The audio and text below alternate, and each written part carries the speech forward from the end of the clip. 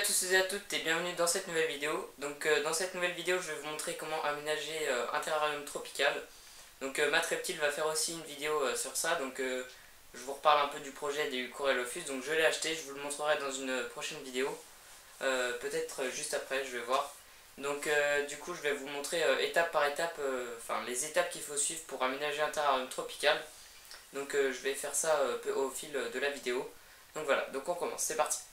Alors tout d'abord il va falloir choisir le terrarium de taille adaptée à votre reptile.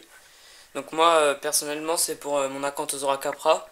Donc c'est un 60-45 par 90. Donc d'abord une fois que c'est fait, on va en fait choisir un substrat. Donc il faut choisir le meilleur substrat adapté. Donc pour les espèces tropicales il faut un substrat qui va bien garder l'humidité. Donc moi je vous conseille la tourbe ou alors la fibre de coco, mais la tourbe elle est beaucoup moins chère. C'est environ 10 € les 70 litres, tandis que la fibre de coco c'est beaucoup plus cher. Même si c'est déjà désinfecté, c'est plus pratique, la tourbe c'est quand même plus avantageux.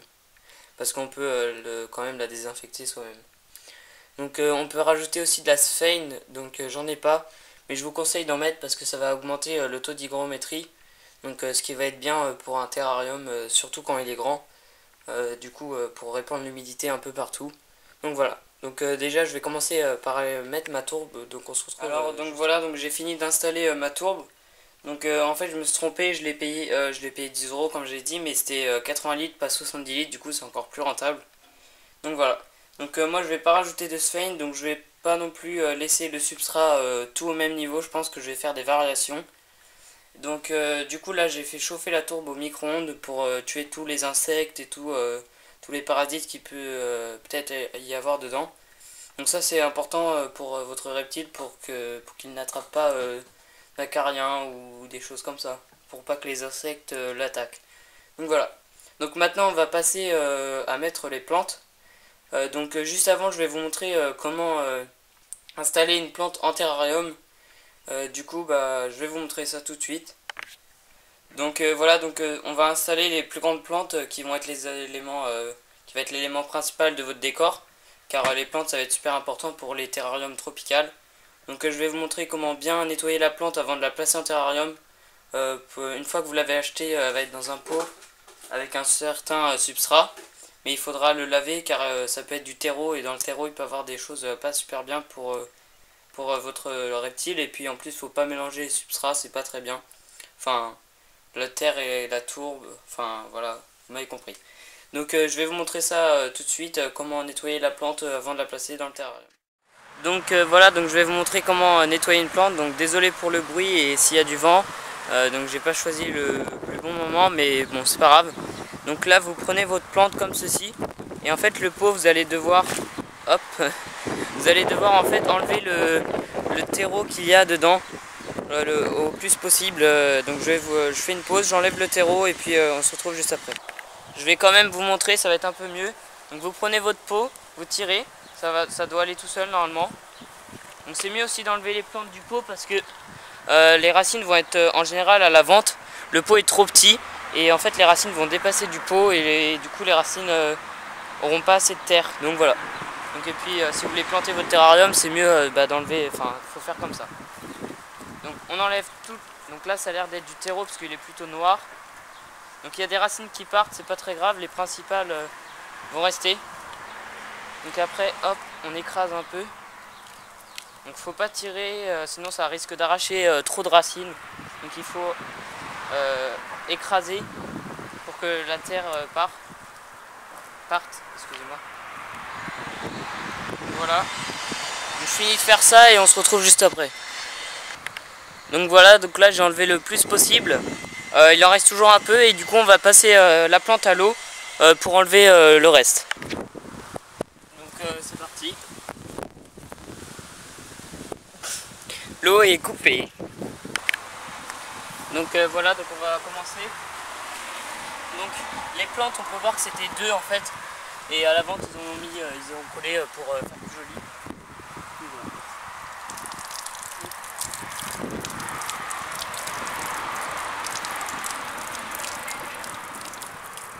Donc on nettoie bien la plante pour plus qu'il y ait de terre.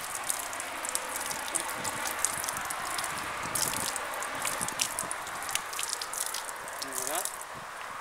je vais faire ça avec l'autre et on se retrouve juste après. Donc voilà, donc une fois que les racines ont été bien nettoyées, et bah la plante est prête pour être mise en terrarium. Donc maintenant on va passer à la réalisation du plantage des plantes dans le terrarium.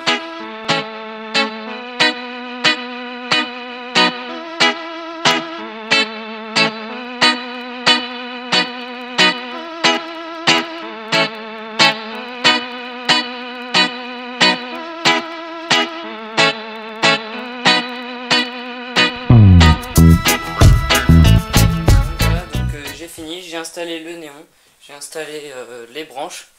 Donc maintenant, je vais vous donner deux, trois petites astuces pour les aménagements des terrariums tropicales. Donc là, moi, c'est un aménagement simple, car je le fais pour mon capra, donc je vais tout de suite le chercher. Donc voilà, donc je le mets sur sa branche. Hop. Donc le voilà. Donc quand je suis revenu de vacances, il était un peu maigre, donc je lui ai donné un peu plus que d'habitude pour le rebooster. Donc là ça va beaucoup mieux. Donc ça, au bout de à la fin de la semaine, ça ira largement mieux. Donc je vous dis que c'est un aménagement simple, car par exemple il n'a pas besoin de manger de la compote, etc. Du coup, et puis il peut pas s'agripper, enfin monter aux vitres comme des Felzuma ou des geckos. Donc du coup il n'y aura pas besoin de mettre forcément de fausses plantes sur les vitres pour offrir des cachettes, ce sera pas très utile.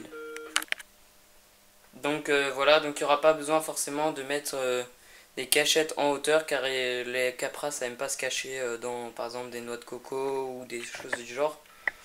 Donc après vous pouvez du coup rajouter, comme je vous ai dit, des cachettes de noix de coco, des écorces de liège, des fausses plantes à coller contre les vitres pour les espèces en gros qui peuvent grimper sur toutes les surfaces. Donc ça va leur permettre d'avoir des cachettes et de pouvoir faire diminuer leur stress. Donc chez le capra il n'y a pas besoin, parce que c'est une espèce qui n'a pas besoin de ça. Donc je vous expliquerai dans une autre vidéo pour les espèces, donc justement pour les Corylophuus ou les Felzuma.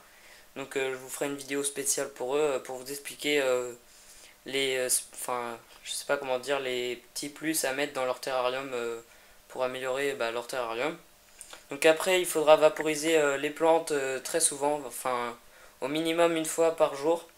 Donc au pied, bien au pied. Donc là le substrat est sec, du coup je vais devoir vaporiser pendant beaucoup plus que après, une fois que le substrat sera plus humide. Et après il faut faire une vaporisation sur les plantes, les feuilles. Donc là mon capra, moi je le fais boire, en fait je fais couler de l'eau contre la plante, enfin contre la branche, et après il colle sa gueule contre la branche et il boit. Ou alors il va dans son bain. Donc là je lui ai mis un bassin. Donc ça pour les espèces, donc Felzuma, gecko et tout, il n'y aura pas besoin, parce que il suffira de mettre une petite gamelle parce que ça se baigne pas. Après pour les agames tropicales, il faudra, ça sera important. Donc voilà. Autrement, vous pouvez, au lieu de vaporiser, vous pouvez, si vous voulez, mettre un système de pulvérisation automatique. Donc ça c'est un peu plus complexe, mais ça va faciliter votre vie. Enfin, ça va vous faire gagner du temps, et puis ça sera un peu mieux. Mais bon, après c'est un budget un peu plus conséquent, et du coup voilà. Après vous pouvez faire manuellement, c'est très bien aussi. Donc voilà. Donc une fois que l'aménagement est terminé, il vous reste à placer les éclairages. Donc après ça c'est en fonction des espèces. Donc ça faut vous renseigner pour savoir. Donc voilà. Donc j'espère que cette vidéo vous aura plu et vous aura aidé pour faire un aménagement d'un terrarium tropical. Donc le mien n'est pas très comment dire, n'a pas beaucoup de choses, mais bon, il a assez pour le capra. Mais après le mieux c'est, après si vous avez le décor de fond c'est bien, parce que on verra pas le derrière et ça sera moins stressant pour le reptile. Après, même si vous pouvez mettre aussi des plaques sur les côtés, ça sera encore mieux. Donc voilà. Donc moi je vous dis à la prochaine pour une prochaine vidéo, et encore une fois j'espère qu'elle vous aura plu. Et voilà, allez ciao.